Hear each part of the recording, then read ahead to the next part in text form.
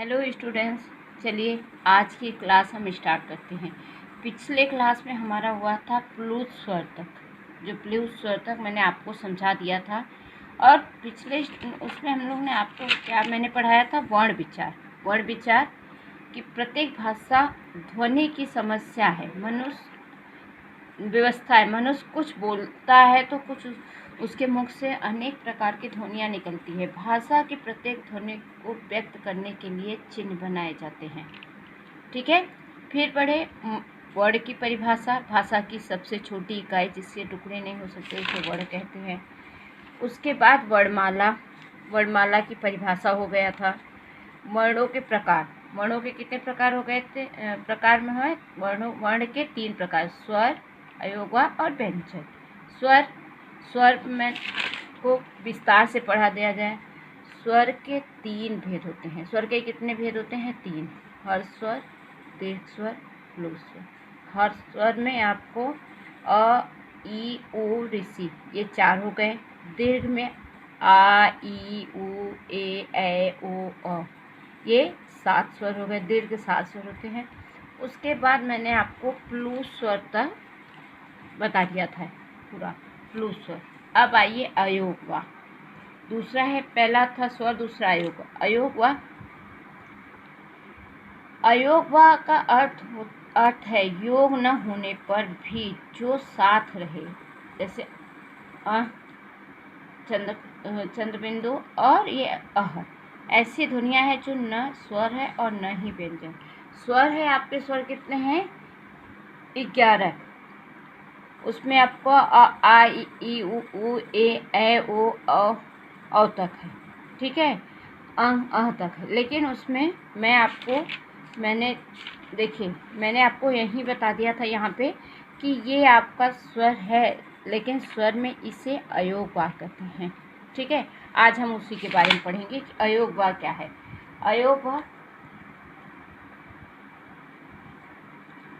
अयोगवा 3 है।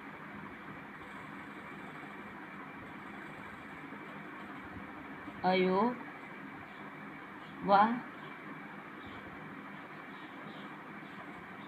3 है। कौन कौन से हैं?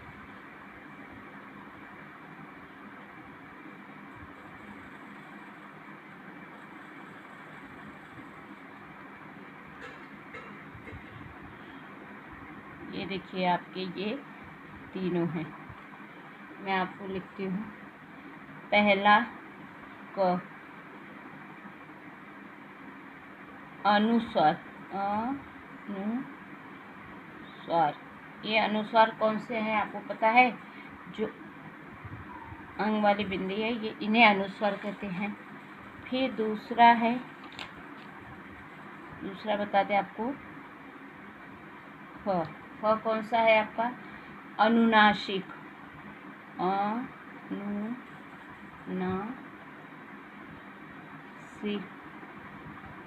अनुनासिक। अब अनुनासिक में आपका देखिए, चंद्र बिंदु जो होता है, कभी कभी आप देखेंगे कि चंद्र बिंदु रहता है, ये आपका हो गया। और थर्ड हो गया आपका ग, क्या हो गया? विसर्ग। विसर्ग कौन सा है? अह, जहाँ हम दो। ये समझ में आ गया? अयोगवा 3 प्रकार के होते हैं, 3 होते हैं। पहला अनुस्वार, अनुनासिक और विसर्ग। अब आइए अनुस्वार हम लोग एक एक साथ पे, मतलब एक एक करके मैं आपको विस्तार से बताती हूँ कि क्या है। पहला अनुस्वार क।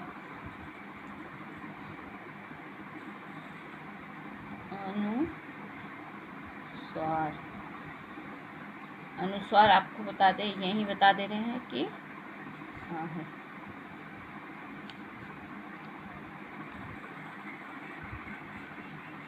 वर्ण को बोलते समय नासिका से निकलने वाली ध्वनि को अनुस्वार कहते हैं। वर्ण को बोलते समय नासिका से निकलने वाली ध्वनि को अनुस्वार कहते हैं। वर्ण को बोलते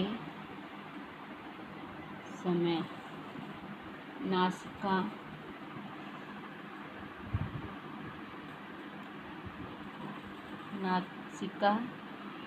से निकलने वाली ध्वनि को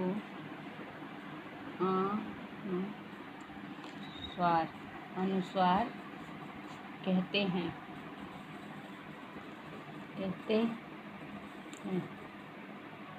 इसका चिन्ह बिंदु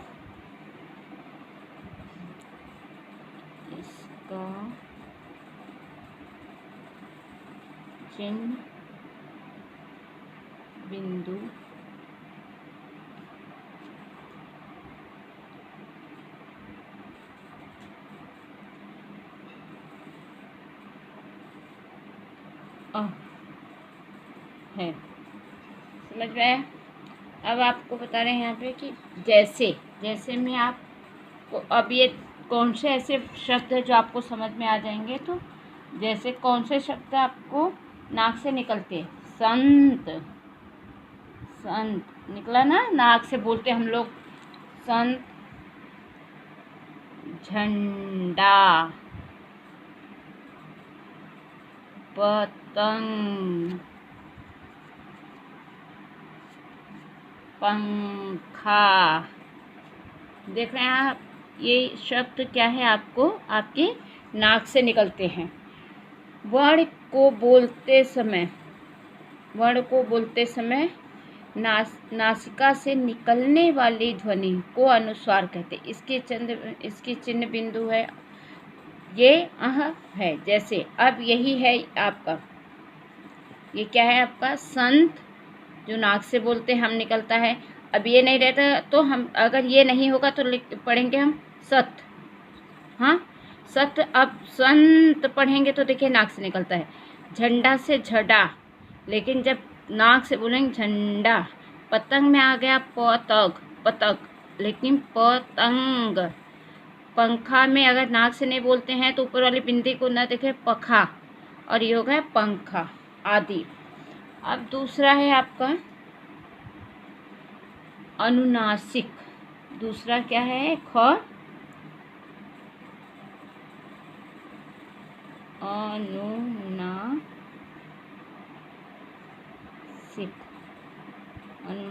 अनुनासिक आपका कौन सा है? जो चंद्र बिंदु होता है।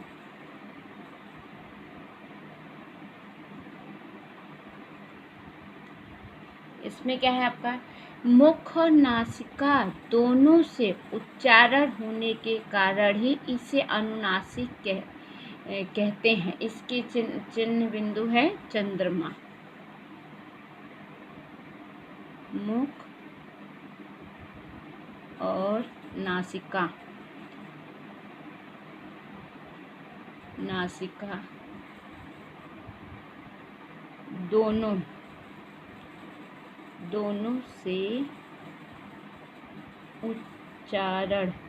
दोनों से उच्चारण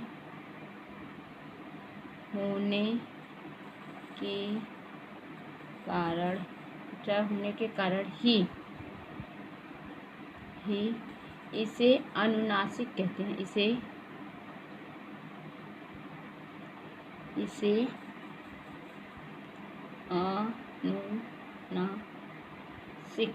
अनुनासिक कहते हैं। इसका चिन्ह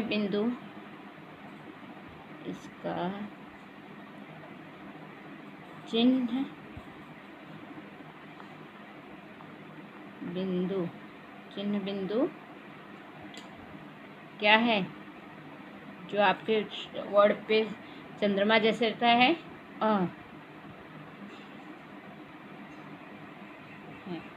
अब बताइए इनके शब्द हम आपको बताएं। जैसे आपको कैसे पता चलेगा कि ये अनुनासिक है? जैसे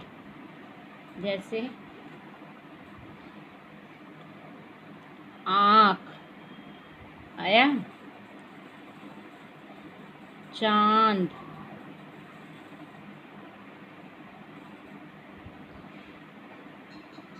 अंगूठी आदि। अब यहाँ आप देखिए, आँख में आपकी बिंदी नहीं होती है, चंद्र बिंदु होता है। ठीक है। अब आँख आँख कहेंगे, फिर भी जब आप मुंह से बोलेंगे तो आपके नाक से भी आवाज़ आती है। आँख, चाँद, चांद, अंगूठी, ये आपकी क्या है, अनुनासिक हो गया।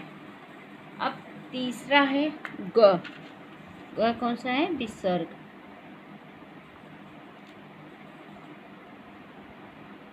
विसर्ग, विसर्ग कौन सा है पता है ना आपको?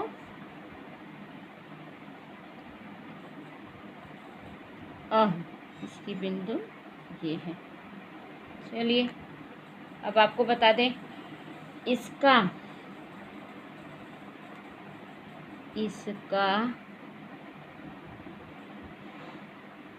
प्रयोग, इसका प्रयोग मतलब किसका, इन बिंदुओं का प्रयोग सदैव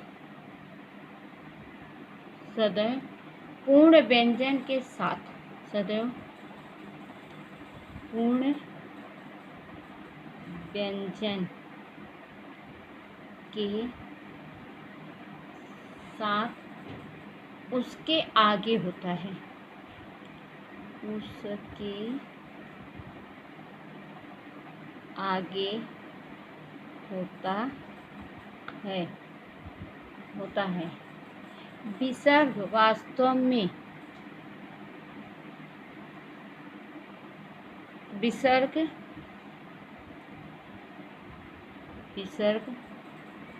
वास्तव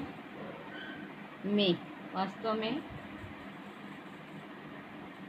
ह, हलंत वाला ह है, ह ध्वनि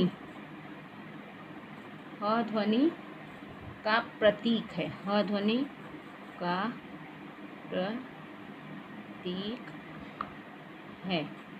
जैसे आपको बता दें, अब विसर्ग में है था पहले, जैसे क्या, जैसे हम अतः कहते हैं, प्रातः,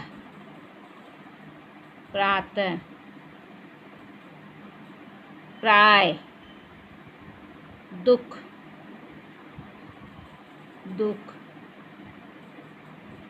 क्रमशः।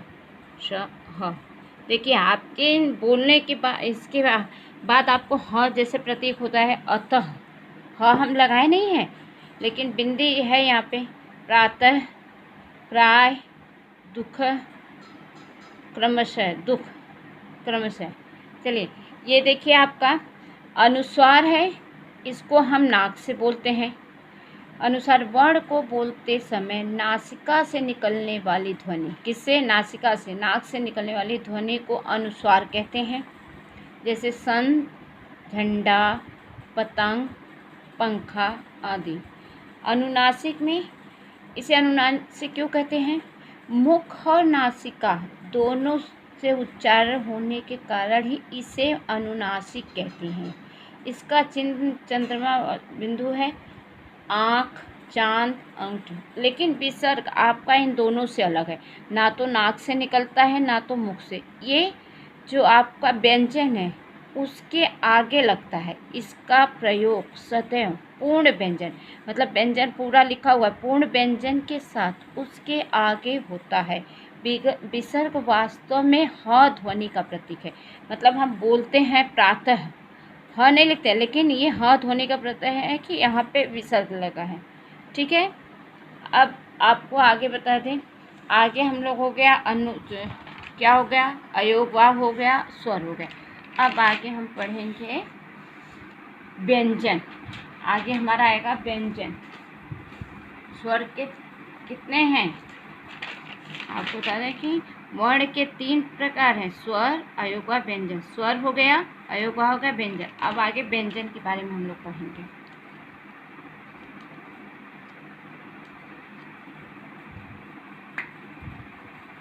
व्यंजन के भेद।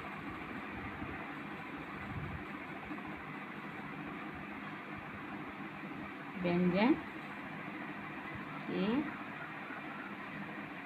भेद। व्यंजन को आपको बता दें, व्यंजन के भी 3 भेद हैं। व्यंजन के कितने भेद हैं? 3।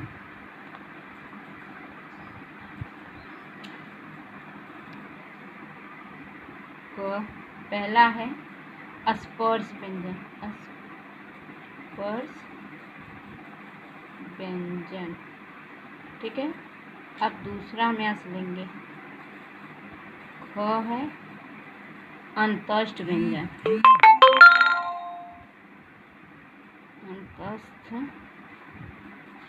अंतस्थ व्यंजन। अब इसी को आगे हम देखिए, हो गया। अब ये ग है आपका, ग है ऊष्म व्यंजन। ऊष्म व्यंजन 3 हो गए। स्पर्श व्यंजन, स्पर्श व्यंजन, अंतस्थ व्यंजन और ऊष्म व्यंजन 3। अब इन तीनों के हम क्या करेंगे? विस्तार में पढ़ेंगे। व्यंजन के भेद कितने हैं? 3। चलिए पहला पढ़ेंगे क, स्पर्श व्यंजन। अब आइए विस्तार से हम पढ़ें कि स्पर्श व्यंजन क्या है। जिन व्यंजनों का उच्चारण करते समय वायु कंठ, तालु, मूर्धा, दांत, ओठ आदि को स्पर्श करके मुख से बाहर निकलती है, उन्हें स्पर्श व्यंजन कहते हैं। जिन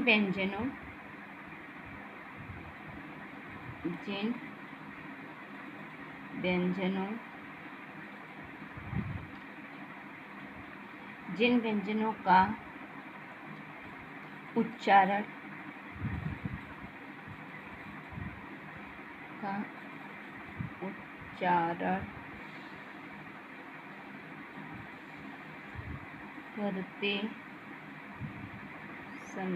करते समय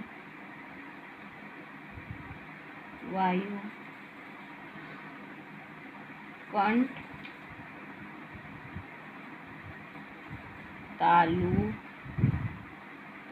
तालु,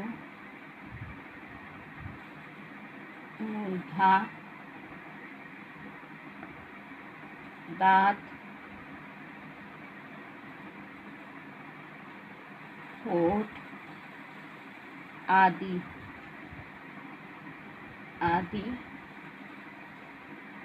का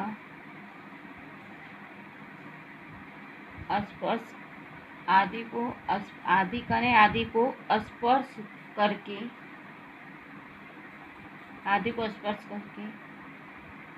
मुख से बाहर निकलती है, उन्हें स्पर्श व्यंजन कहते हैं। अब आपको बताइए स्पर्श व्यंजन की तो आपके परिभाषा हो गई। अब चलिए स्पर्श व्यंजन कौन कौन से हैं ये हम देखते हैं कि स्पर्श व्यंजन की संख्या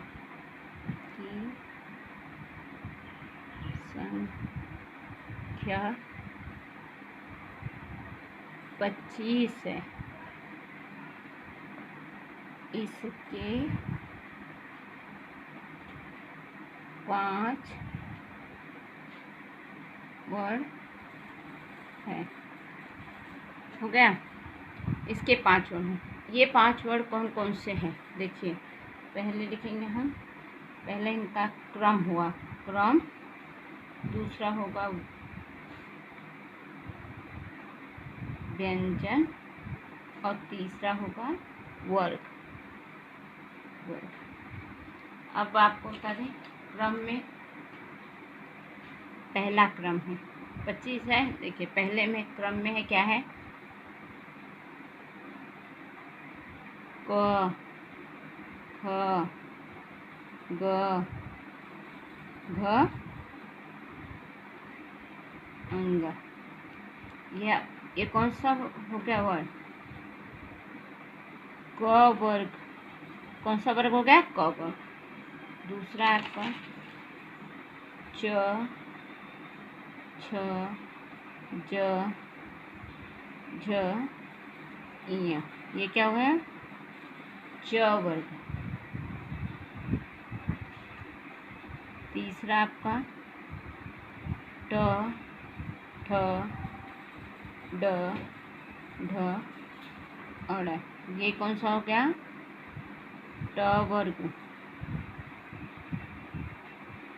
चौथा आपका हो गया त थ द ध न, त वर्ग। और पांचवा आपका हो गया प फ ब भ और न, ये कौन सा है, प वर्ग। इन सबको मिला के ये सब कितने हो गए, 25। ठीक है। अब इन्हें देखिए क वर्ग है जिसे हम कंठ कहते हैं, च वर्ग है इसे हम तालु कहते हैं, ट वर्ग है इसे हम क्या कहते हैं, मूर्धा। त वर्ग है इसे हम दांत दंत कहते हैं, और प वर्ग है इसे हम ओष्ठ कहते हैं, ओष्ठ। अब देखिए पहले आपका है जिन व्यंजनों का उच्चारण करते समय वायु कंठ तालु मूर्धा दांत ओठ आदि को स्पर्श करके मुख से बाहर निकलती है उन्हें स्पर्श व्यंजन कहते हैं। स्पर्श व्यंजन हो गया आपका 25। ये है कंठ, कंठ में क ख ग घ ग। अब ये आपके देखिए कंठ से निकल रहा है, बोलते आप बोलेंगे तो आपको पता चलेगा क ख ग घ अंग। तालु में च छ ज झ इया, आपकी जीभ जो है वो तालु से टच करती है, च छ ज झ इया। मूर्धा में आप ट ठ ड ढ अड़, आपके जो जीभ है वो आपको मूर्धा जैसे जीभ को फोल्ड हो जाती है अंदर से, और उसे आप देखिए जीभ मुड़ जाती है, ट ठ ड ढ अड़। त वर्ग में त दांत, ये जितने भी त वर्ग हैं ये आपके बोलते समय आपके दांतों को टच करता है, त थ द ध न। और आ गया पांचवा प वर्ग, प वर्ग में जितने भी हैं वो आपके ओठ को टच करता है। देखिए प फ ब भ म। अगर आप क को प वर्ग में ओठ से क्या क बोलेंगे तो ओठ से होगा क, वो आपके गले से है। च आपके तालु से है, ट मूर्धा से है, त दांत से, और प ओष्ठ से। समझ में आ गए। ये आपका हो गया स्पर्श व्यंजन। व्यंजन के 3 भेद हो गए। स्पर्श व्यंजन मैंने आपको भी एक्सप्लेन कर दिया कि स्पर्श व्यंजन क्या है। अब दूसरा है अंतस्थ व्यंजन। दूसरा क्या है, अंतस्थ व्यंजन।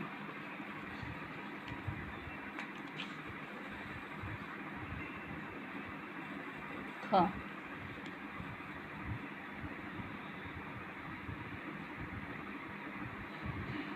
अंतस्थ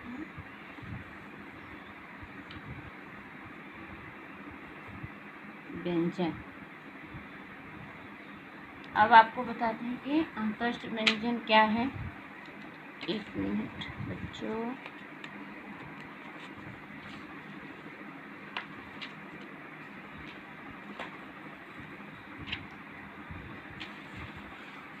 अंतस्थ व्यंजन में आपको बताएं जिन व्यंजनों के उच्चारण में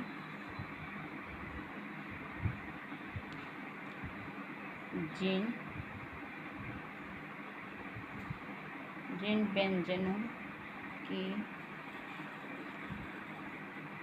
उच्चारण जिन व्यंजनों के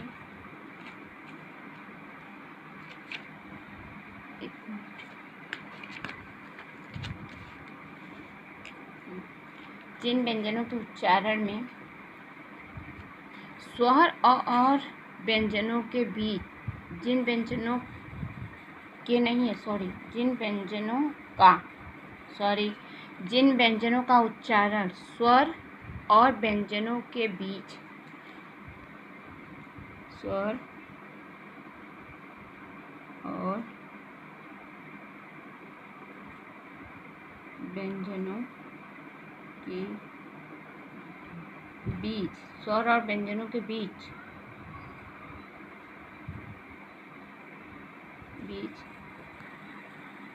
होता है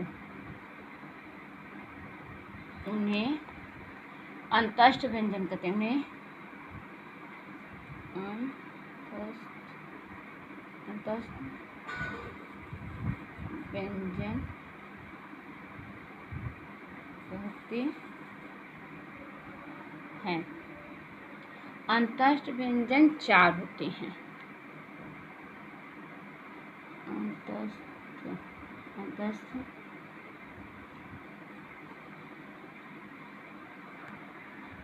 व्यंजन कितने हैं? 4 होते हैं। अब ये 4 कौन कौन से हैं? 25 तो आपके हो गए स्पर्श व्यंजन। अब अंतस्थ व्यंजन होते हैं कौन कौन से? उदाहरण में आपको जैसे कौन कौन से हैं व्यंजन?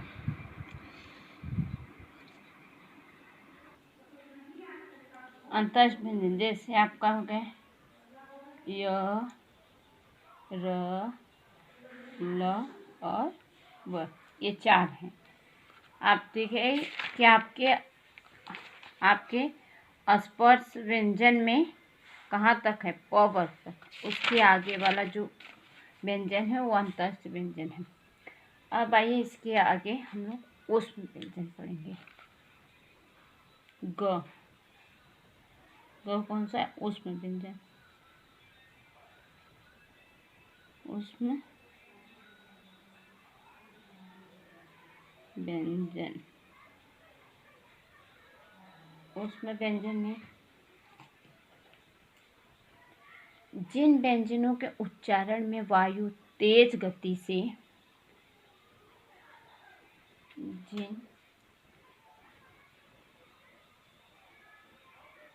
जिन व्यंजनों के उच्चारण में वायु तेज गति से जिन व्यंजनों के उच्चारण में वायु तेज गति से रगड़ खाती हुई मुख से बाहर निकलती है। तेज गति से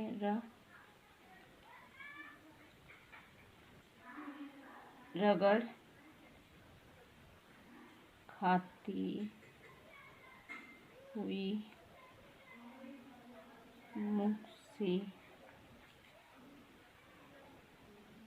मुख से बाहर निकलती है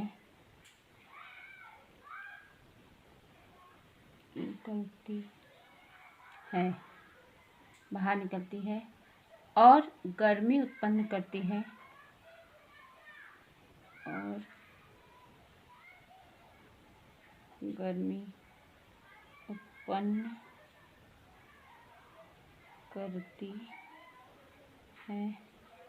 उन्हें ऊष्म व्यंजन कहते हैं। ऊष्म व्यंजन कहते हैं। ऊष्म व्यंजन कितने होते हैं? ऊष्म व्यंजन भी 4 होते हैं। ऊष्म जन 4 होते हैं। 4 कौन कौन होते हैं? अब ये आपके हो गए जो ऊपर हैं, य र ल व, ये श नहीं है। अब यहाँ होगा आपका, उसमें व्यंजन में आ जाएगा श,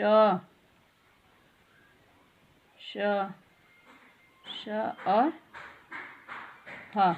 ये आपके 4 हो गए ऊष्म व्यंजन। अब आपको बता दें कि व्यंजन की परिभाषा तो हम आपको बता दें। ये व्यंजन किस प्रकार हो गए?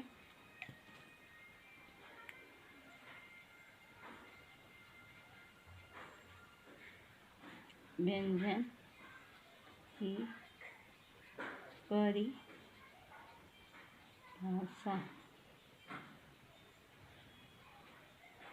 व्यंजन की परिभाषा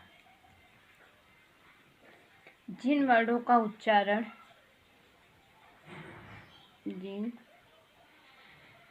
वर्णों का उच्चारण, जिन वर्णों का उच्चारण करते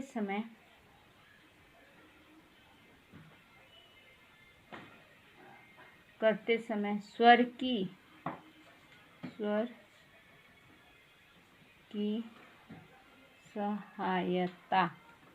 की सहायता ली जाती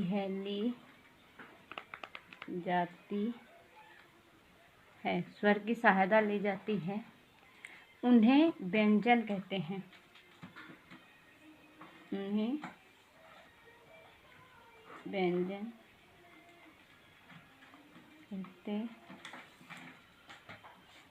व्यंजन कहते हैं।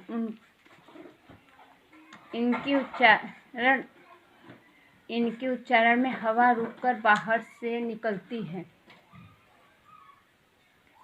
इनकी उच्चारण में हवा रुककर बाहर निकलती है।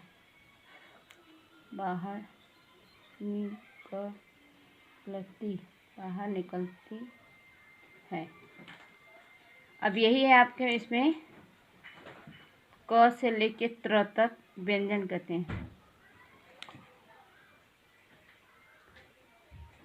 क से त्र तक व्यंजन है। और यह व्यंजन कितने हैं? 33 होते हैं। व्यंजन कितने होते हैं? 33 होते हैं। व्यंजन की परिभाषा, ये व्यंजन की परिभाषा आप पहले जब यहाँ व्यंजन स्टार्ट होगा तो यहाँ व्यंजन डाल के व्यंजन की परिभाषा पहले लिखिएगा कि व्यंजन की परिभाषा क्या है पहले, ठीक है। फिर उसके बाद लिखिएगा कि व्यंजन के कितने भेद होते हैं। व्यंजन के 3 भेद है। हाँ स्टूडेंट्स, ये व्यंजन की परिभाषा में हम पीछे लिखवा दिए हैं आपको। व्यंजन की परिभाषा जिन वर्णों का उच्चारण करते समय स्वर की सहायता ली जाती है, उन्हें व्यंजन कहते हैं।